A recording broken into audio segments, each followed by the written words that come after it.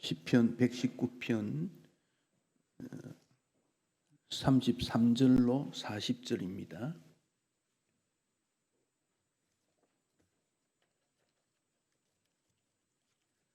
시편 119편 33절로 40절 우리 뜻을 생각하시며 함께 말씀을 받들어 읽으면 좋겠습니다.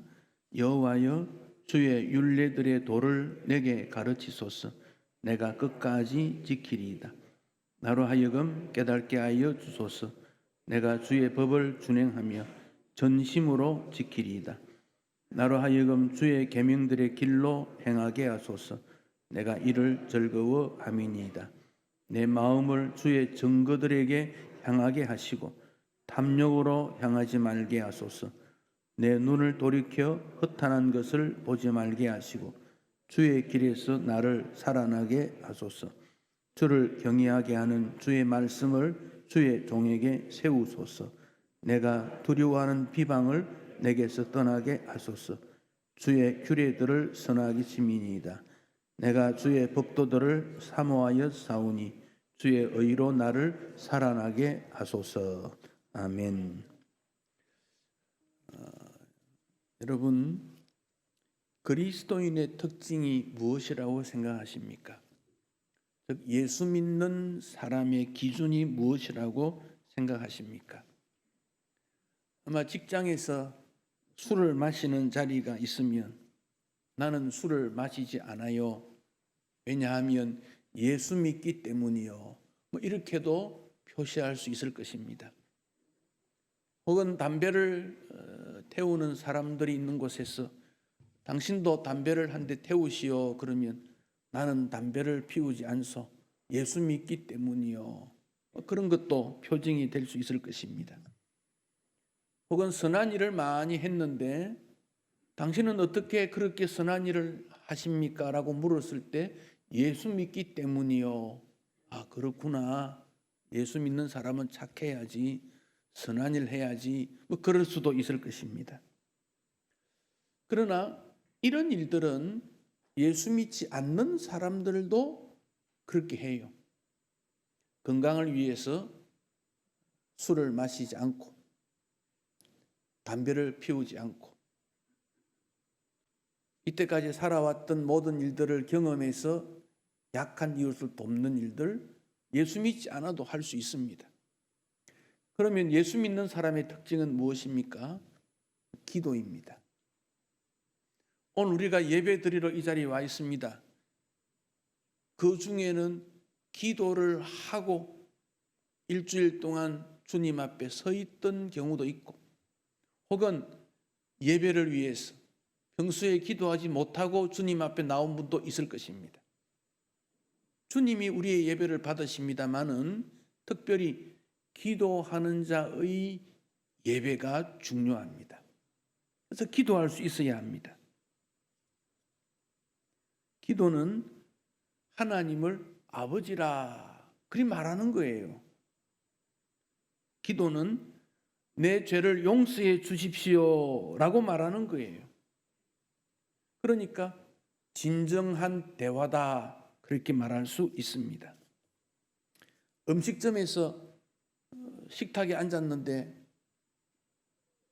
종업원이 물도 갖다 두지 않으니까 여보시오 여기 물 좀 주시오. 그걸 대화라고 말하지 않습니다. 그냥 내 생각을 전달하는 것이지요. 대화는 주고받고 하나님 내가 이렇게 살아왔는데 잘못한 거 있으면 지적해 주세요. 어떻게 하면 하나님 기쁘시게 할까요? 지금 내 마음에 이런 갈등이 있는데 이거 어떻게 하면 좋을까요? 이렇게 묻고 하나님께서 말씀을 통해서 주변의 성도들을 통해서 깨달음을 통해서 응답을 주십니다. 그것을 기도다 그렇게 말합니다. 하나님과의 대화가 많을수록 그는 하나님과 더 가까이 갈 수 있겠지요. 그래서 모세의 특징을 보면 출애굽기 33장 11절에 사람이 그 친구와 이야기하는 것 같이 여호와께서 모세와 대면하여 말씀하셨다. 얼굴을 마주보고 하나님께서 모세에게 이스라엘 백성들을 어떻게 인도할까요? 이런 어려움이 있는데 어떻게 할까요? 이스라엘 백성들끼리 재판이 일어났을 때 하나님 어떻게 할까요? 물었더니 하나님께서 다 말씀해 주셨다. 그런 말입니다. 대화입니다. 기도는 대화다. 그렇게 말씀합니다. 특별히 일방적으로 말하는 게 아닙니다. 내 할 말 다 하고 일어서는 거 아닙니다. 주님 어떻게 할까요? 주님 기다리고 있습니다. 해주세요. 들어주세요. 말씀해 주세요. 주님 말씀대로 실천할 수 있도록 해주세요. 그게 기도입니다. 신앙생활에 있어서도 일방적인 신앙생활이 있어요. 내가 기준을 세워가지고 이건 하고 안 하고, 그건 신앙생활이 아닙니다. 하나님께서 주신 기준에 따라서 내가 보이는 반응, 그게 신앙생활이지요. 하나님께서 안식일 지켜. 예, 지키겠습니다.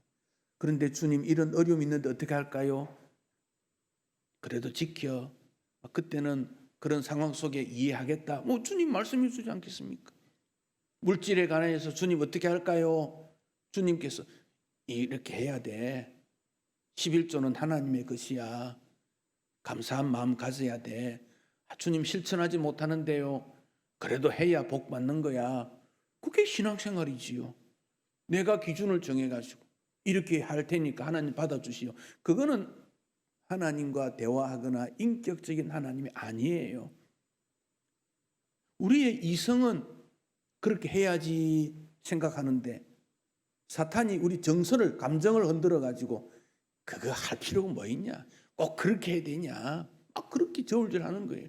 이성적으로는 그렇게 해야지 생각하면서 감성으로는 따르지 못한 일들이 많아요. 그래서 주님 앞에, 주님 이거 어떻게 해야 됩니까? 의지를 가지고 믿음으로 나아가는 것.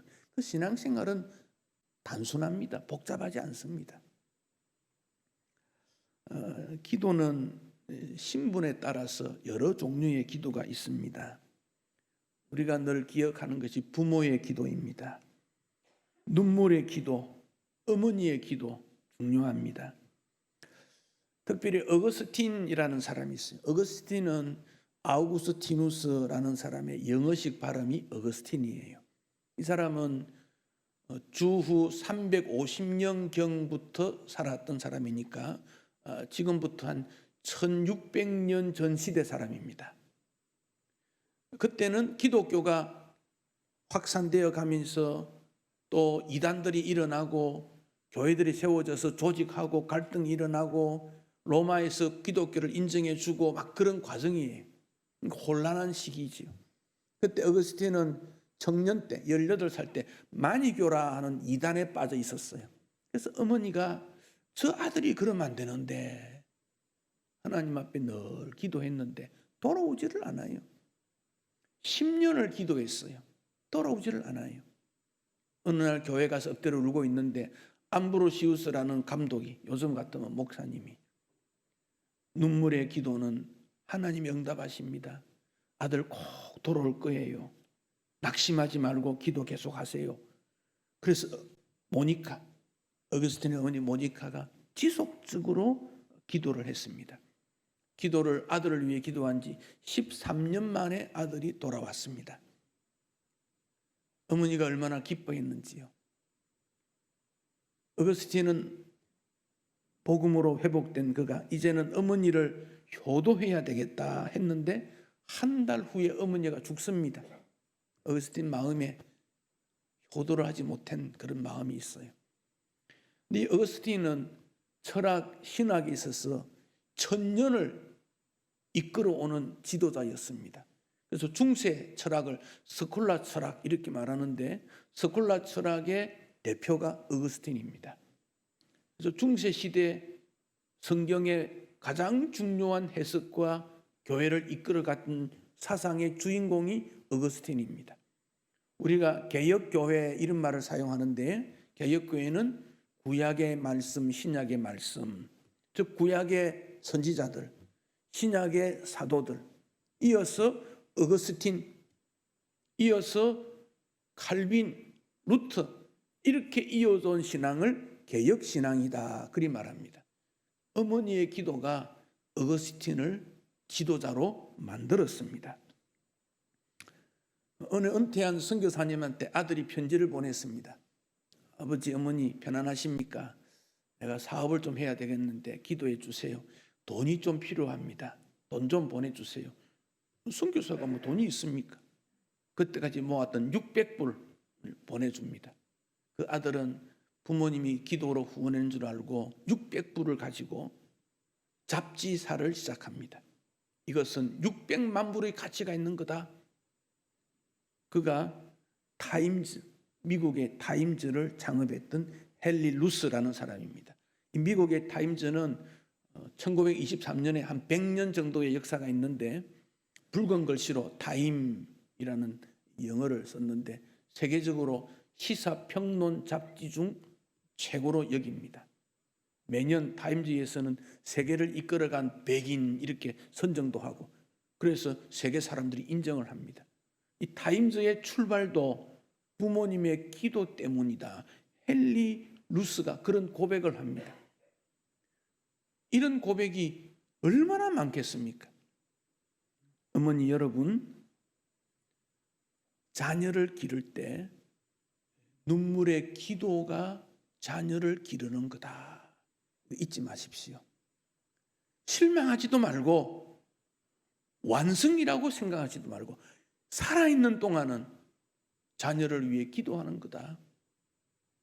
자녀에게 어려움이 있으면 어머니의 더 수준 높은 기도가 있었어야 되고 자녀가 형통하면 그 부모의 기도가 더 자녀를 형통하게 만드는 거다. 잊지 마십시오. 오늘 이 한 가지만 마음속에 다짐하고 집으로 돌아가도 오늘 잘한 거예요. 부모된 자는 나의 기도가 내 자녀를 훌륭하게 만들고 사람답게 만들고 하나님의 사람으로 만드는구나. 낙심하지 않기 바랍니다. 친구의 기도가 있습니다. 다윗과 요나단, 다니엘의 세 친구, 유명한 거지요. 이탈리아에 라파엘이라고 하는 화가가 있습니다. 이 친구는 우르비노라고 하는 아주 시골에서 살았는데 거기서는 그림 공부를 할 수가 없어서 친구하고 도시로 나옵니다. 또 돈이 없으니까 두 사람 중에 한 사람 일하고 그 돈으로 생활하고 한 사람 공부하고 또 공부 끝나면 일하고 한 사람 공부하고 그렇게 하자 인원을 한 거예요. 라파엘이 먼저 공부를 했습니다. 열심히 공부하는데 어느 날 집에 돌아오니까 친구가 방에 앉아서 기도하고 있는 것을 봅니다. 문틈으로 보니까 그 친구의 기도가 너무 간절한 거예요.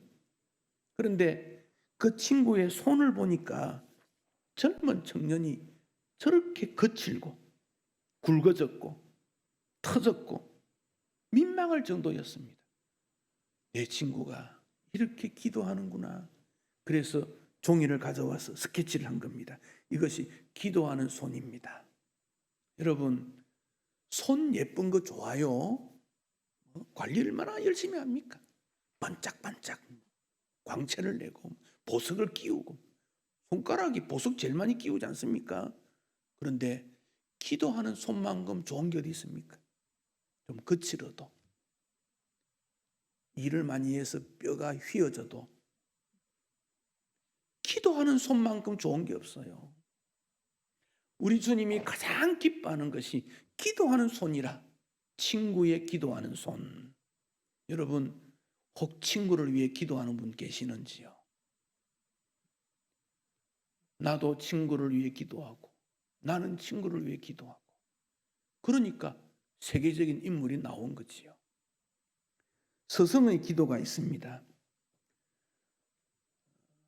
에베소, 거기는 예수님의 제자 요한이 목회를 한 곳이에요. 물론 바울이 개척을 했지요. 요한이 개척하고 그 다음 이어받은 사람이 디모데입니다. 근데 디모데 서성은 바울입니다. 터키에 지진이 일어났다고 하지요. 이즈미르 그 서문합니다. 거기는 그 위에 에베소 있습니다. 에베소는 지금도 터키에서 한 3번째 정도 되는 큰 도시입니다. 디모데후서 1장 3절에 나의 밤낮 간구하는 가운데 쉬지 않고 너를 생각한다. 쉬지 않고 너를 생각한다. 바울이 디모데에게 밤낮 기도하고 있다. 서성의 기도입니다. 교회 교육의 출발은 기도입니다. 얼마나 가르칩니까? 얼마나 모범됩니까? 그것보다는 그 대상자를 위해서, 구역원을 위해, 제자를 위해 기도할 때 하나님이 응답해 주시지요. 그래서 교회 교육의 출발이 기도입니다.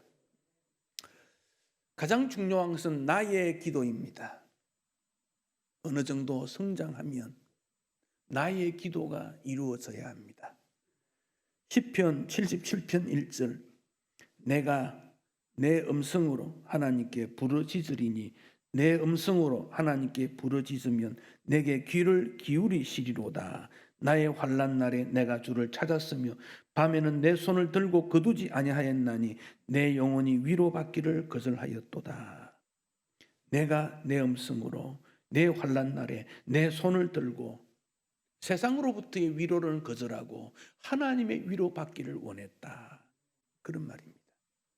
그래서 직접 하나님 앞에 기도하는 것은 중요합니다.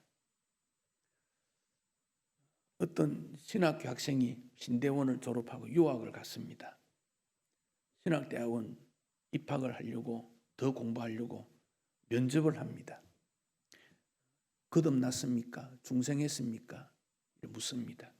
예, 제 아버지가 신학대학원 학장입니다.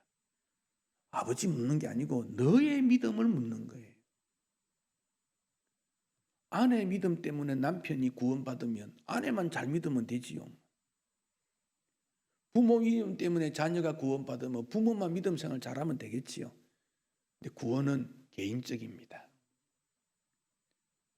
부모가 아무리 믿음 좋아도 그 자녀가 믿음이 없으면 자녀의 구원은 확답할 수 없습니다.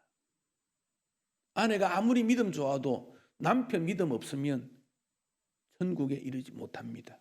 내 믿음이 있어야 돼요. 내 믿음. 믿음 없음을 기도해야 됩니다. 믿음 있게 해 주십시오. 기도해야 됩니다. 그래야 하나님 앞에 설 수 있지요.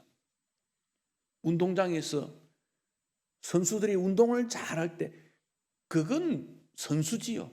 나는 구경하는 응원가입니다. 응원하는 내가 선수일 수는 없지 않습니까?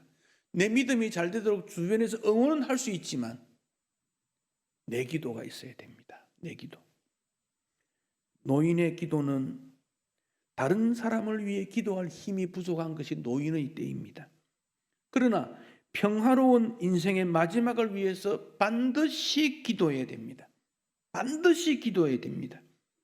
내 자녀들이 부모의 기도하는 모습을 볼 수 있고 기억나게 할 필요가 있습니다. 죽음을 맞는 모습이 인생의 의미의 뒷모습 아니겠습니까? 불신 자녀도 부모의 마지막 기도의 모습을 보고 임종식 기도를 보고 돌아오지 않겠습니까? 노인의 기도입니다. 청년의 기도가 있습니다. 청년이라는 말 자체가 우리를 설레게 합니다. 앞날이 푸르르고 소망이 있습니다. 이 청년이 웨인 오츠라는 신학자가 말하기를 젊은이는 뿌리와 날개를 위해서 기도해야 한다. 뿌리는 소속감, 정체감입니다. 그래야 흔들리지 않습니다. 유혹받아도 내가 누구냐? 나는 하나님의 자녀고 내 가족은 누구고 나는 어느 교회 성도고 대한민국 백성이고 하나님 나라 일꾼이고 이거 분명해야 돼요. 그렇지 않으면 이것도 좋고 저것도 좋은데 뿌리가 없습니다. 날개는 그의 꿈과 희망을 위해서 나르기 위해서 목표를 향해서 꿈을 가져야 합니다. 어제 무슨 날입니까? 어제 무슨 날입니까? 기독인들은 10월 31일 그러면 종교개혁 기념일 이렇게 말이 나와야 돼요. 그런데 뉴스에 한마디 한마디도 안 나오고 할로윈데 할로윈이 뭔 날입니까 도대체? 귀신의 날입니다.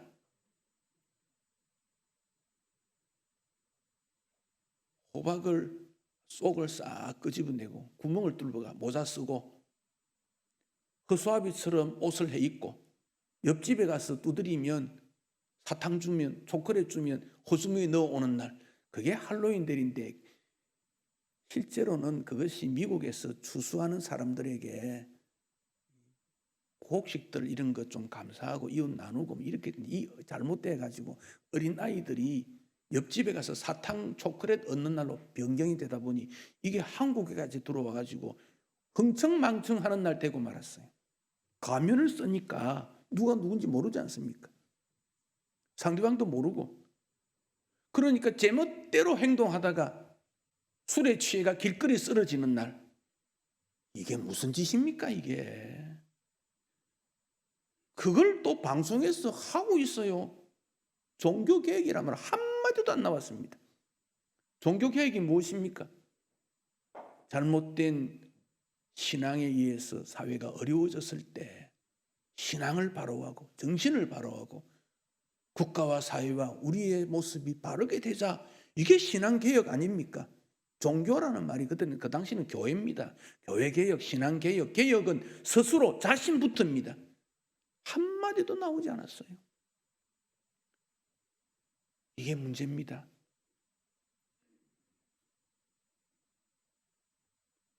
낙태를 하는데 이제는 징계하지 말고 몇 개월까지는 제멋대로 해도 된다. 생명을 귀히 여기는 그런 존중이 여기는 마음이 싹 사그러지는 것이 오늘의 세상입니다. 근본적으로 잘못되었습니다. 우리는 이런 일 조심해야 됩니다. 어쩔 수 없이 어머니의 건강 때문에 부득이한 경우는 이해할 수 있겠지만 그렇지 않으면 낙태라는 것은 생각도 하지 말아야 됩니다. 이런 일들이 우리 가운데 너무 많이 일어나고 있습니다. 젊은이들이요, 뿌리가 어디에 있습니까? 여러분의 날개는 어디에 있습니까? 눈을 열어 멀리 높은 세계를 바라보고 자신의 내면을 바라보고 그것 때문에 살고 그것 때문에 죽을 수 있는 기독인이 되어서 이 땅을 이끌어가는 지도자가 우리 가운데 나와야 하지 않겠습니까? 하나님께서 우리에게 새로운 교회를 주었을 때 제 마음에는 젊은이가 많아지는 교회가 되어야 되겠다. 왜냐하면 이 지역에 젊은이가 많으니까. 내년에는 대학부 청년을 나누려고 지금 생각을 하고 있어요. 숫자가 좀 많아서 지도하기가 어려웠어. 나누었어. 대학생도 100명, 청년도 100명 이렇게 되도록 여러분 기도해 주십시오. 후원하십시오. 청년이 살아야 나라 삽니다. 지금 저들이 일거리 때문에 얼마나 고생하고 염려하고 있습니까? 교회가 후원해야지요. 교회가 포용해야지요. 그들에게 꿈을 주어야지요. 그게 애국이고 세계 사랑이고 복음 역사 아니겠습니까? 청년의 기도가 필요합니다. 청년들이여 기도하십시오. 하나님 앞에 부르짖으십시오. 포로로 잡혀간 다니엘, 청년 디모데 다 기도의 인물들입니다. 기도해야 합니다. 이 기도 중에 모든 종교가 기도라는 게 다 있어요. 불교도 이슬람도 심지어 미신도 다 있지 않습니까? 그런데 오늘 시편에서 이 내용은 이런 신분적인 나름대로의 기도에 통해서 기도의 내용에 대한 교훈을 우리에게 주시는데 두 가지 생각할 수 있습니다. 하나는 오늘 이 시인은 말씀을 따르는 예수의 제자가 되는 그런 사람이 되고 싶습니다. 제자가 되고 싶습니다. 그런 기도예요. 주님 따르고 싶습니다. 그 기도입니다. 이 119편은 제일 길지요. 196절까지 돼 있는데 히브리 알파벳이 22자예요. 한 알파벳 가지고 8절씩 해서 196절로 돼 있어요. 그러니까 시인의 이 시가 굉장한 시지요. 자, 33절을 보면 내게 가르치소서. 율례를 가르쳐 주십시오. 34절에 나로 하여금 깨닫게 하여 주소서. 35절 나로 하여금 주의 계명들의 길로 행하게 하소서. 가르치소서, 깨닫게 해주소서, 실천하게 해주소서. 이런 기도인데 이 내용은 스스로 깨닫지 못하고 스스로 이해하지 못하고 스스로 실천하지 못함을 고백하고 있는 거예요. 학교의 교육은 선생님이 지식을 툭 던져주면 학생들 그중에 받아들이는 학생은 있고 못 받는 학생도 있고 그래요. 그 뭐 평가 시험 쳐서 뭐 알고 모르고 뭐 그래야 하지 않습니까? 근데 복음은 우리 스스로 배우기가 참 힘들어요. 그래서 성령님께서 깨달을 수 있도록 가르쳐 주시고 실천할 수 있도록 은혜를 베풀어 주십시오. 그 기도입니다. 그래서 이 단어들이 이 영어로 말하는 사역 동사, 영어로 말하면 그런 겁니다.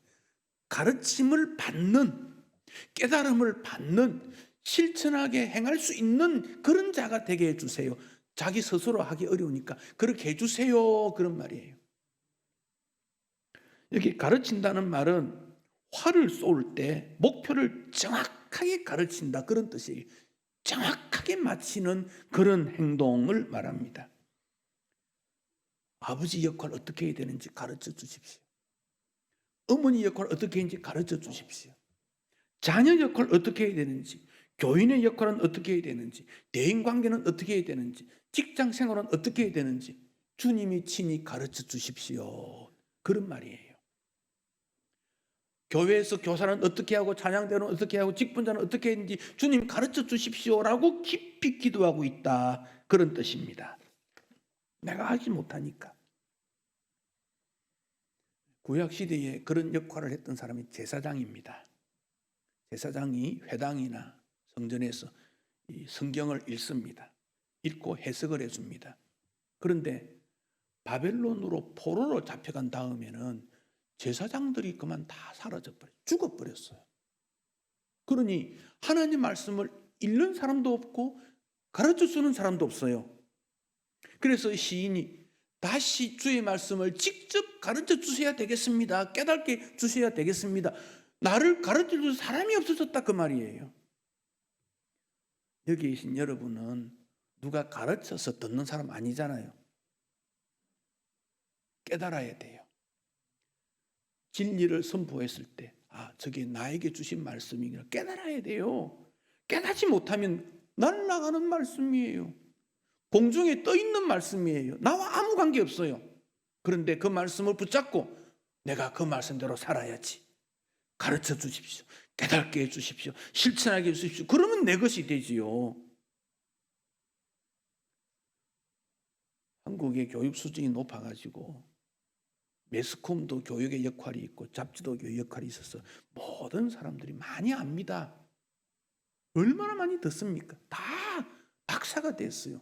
박사 과정 안 해도 돼요. 그런데 실천을 안 해요. 실천 안 하면 내가 아는 게 무슨 의미가 있습니까? 아무런 의미가 없어요. 실천 안 하는데 무슨 소용이 있어요? 귀만 커지지 손과 발이 작은 기형아가 돼버렸지요. 작은 것을 배웠으면 실천하는 자가 필요한 거예요. 깨달음을 통해서 그 가르침이 내 것이 되고 실행함으로 말미암아 주의 은혜가 임하는 것이지요. 그래서 예수님께서 뭐라고 하셨습니까? 씨를 뿌렸는데 길가에 뿌렸더니 새가 먹어버렸고 돌밭에 떨어지니 싹이 났는데 햇빛 속에 다 없어버리고 가시떨기에 떨어지니 자라기 자랐지만 가시가 덮여서 재리와 염려 때문에 열매를 못 맺었다. 좋은 밭이 되어야 한다. 그래서 성도는 내 마음이 좋은 밭이 되게 해주세요. 설교 듣는 대로 실천하게 해주세요. 그리 기도해야 돼요. 그래야 열매를 맺지. 그게 복 받는 길이에요. 설교에서 잘못된 설교를 말하면 그 설교자를 바꿔버려야 돼. 그러나 설교자의 말이 성경대로면 실천해야 돼요. 그래야 성도가 복을 받아요. 설교와 삶이 구분되면 따로 떨어지면 그 성도가 아니에요. 모범되지 못해요. 노력하고 수고해서 따라가려는 일이 있어져야 합니다. 왜 고통이 있습니까? 사고가 납니까? 아픔이 있습니까? 우리 주님께서 무언가 말씀하고 있다. 고통을 뭐라고 합니까? 하나님의 확성기다. 고통이 있으면 하나님 왜 이 아픔이 있습니까? 라고 지속적으로 하나님 앞에 기도해서 깨달아야 그 고통이 극복되어 하나님의 축복으로 나타나지요. 그래서 고통을 연장된 축복이다. 그 고통의 의미를 깨닫고 하나님 앞에 낮아지면 하나님께서 복 주신다. 왜 성경의 가르침 아닙니까? 고난이 있어도 기도가 없고 갈등이 있어도 기도 없고 그냥 무덤덤하게 다른 사람에게도 있는 건데 뭐 인생이 그렇지 뭐 그러면 그 고통 고난 속으로 가는 거지요. 그러나 그 고통과 고난은 하나님의 음성이다. 하나님이 찾으신다. 하나님이 만나기 원하신다. 바울이 예수님 박해했지요. 예수님 뭐라고 했습니까? 왜 쓸데없이 너 발 뒤꿈치 가시발에 너 발로 차느냐? 주님 따라야 복음 따라야 너가 일꾼이 더 믿음이 되지. 왜 박해하느냐? 왜 말씀대로 순종하지 않느냐? 그래서 바울이 변화했지 않습니까? 최고의 전도자가 되고 하나님 말씀 전하는 일꾼이 되었지 않습니까? 시편 기자는 주님 말씀 듣기 원합니다. 가르침을 받고 깨달음 받고 감독해 주십시오라는 기도를 하고 있습니다. 이어서 36절에는 내 마음을 탐욕으로 향하지 말게 하소서. 37절에는 내 눈을 허탄한 것을 보지 말게 하소서. 예수님을 따르려고 할 때 방해되는 일들이 많아요. 영적으로 사탄, 마귀, 세상적인 환경 이런 것도 있습니다. 그래서 좀 문제가 있어요. 그래서 바울이 뭐라고 합니까? 나는 공고한 사람이로다. 로마서 7장에 그런 말을 했지요. 이미 예수 믿고 구원받은 지 오래됐는데 너무 힘든다, 공고하다, 피곤하다. 왜? 내 마음에 갈등이 있기 때문에. 우리 모두에게 그래요. 갈등이 있어요. 그래서 시편 기자는 내 마음을 탐욕으로 향하지 않게, 허탄한 것 보지 않게. 그러면 뭘 봅니까? 주님 바라보도록. 이 시인은 탐욕과 허탄한 것 때문에 주님 따르지 못하고 믿음 생활을 바라지 못했다고 고백하고 있는 거예요. 사람은 근본적으로 탐욕과 허탄한 것을 흘러가는 존재입니다. 하와가 그렇지 않습니까? 선악과를 보았습니다. 여러분, 선악과를 보면 어떤 생각해야 합니까? 하나님께서 선악과 열매를 먹지 말라 그랬으니까 순종해야지. 그런 마음이 가져야 되는데 선악과를 척 보니까 모함직스럽고 먹음직스럽고 지혜롭게 할 만큼 탐스럽더라. 하나님 가르쳐주신 거 완전히 다르게 평가하니까 먹었더니 그게 문제가 된 거 아닙니까? 어떤 관점에서 주님 바라보십니까? 감사의 계절이 되면 감사의 계절이구나. 감사해야지. 그러나 어떤 성도는 또 감사해야 돼? 관점이 다른 거예요. 고난이 있으면 믿음으로 극복해야지라고 판단하겠습니까? 아니면 이럴 수가 있나 이렇게 판단해야 됩니까? 그래서 시인은 내 마음에 탐욕을 내려놓게 해주시고 허탄한 거 보지 않게 해주세요.